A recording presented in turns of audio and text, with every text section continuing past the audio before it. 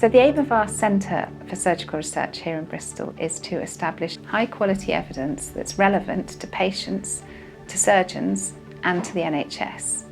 So we undertake projects and large trials and research studies that provides that information and evidence. And it might inform decision making at the highest level, policy decisions, what instruments should be bought, but also it informs decisions that are made between a surgeon and the patient. There are 3 areas of research that we predominantly focus on: randomised trials in surgery, looking at surgical innovation, and also looking at outcomes and information.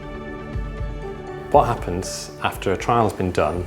Do clinicians, do surgeons, do people practicing day to day in the NHS, do they take that trial and then change practice?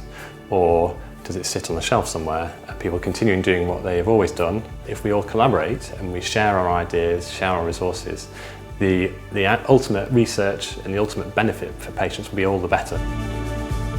We have a multidisciplinary team who work together on these projects. These include a variety of surgeons from all specialties, social scientists, healthcare, methodologists and trialists. So one of our areas of focus in the centre is on improving the way that we select, measure and report outcomes of surgery. And by outcomes we mean the results or endpoints that we use to evaluate different types of surgery.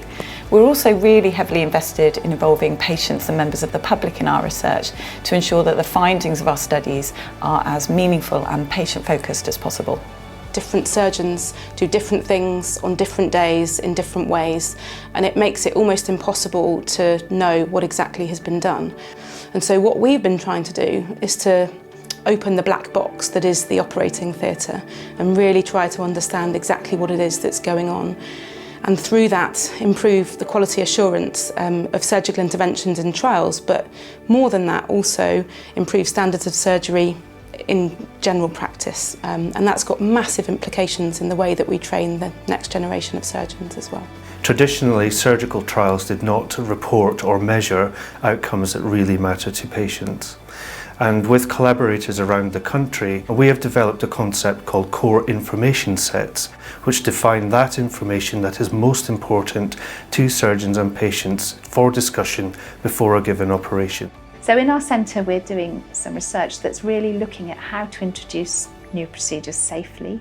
It's looking at what information we tell patients. So for surgeons to learn to say, I'm not sure which treatment is best for you, and therefore I want you to take part in this randomised trial where the trial will decide which treatment, not myself, is quite difficult.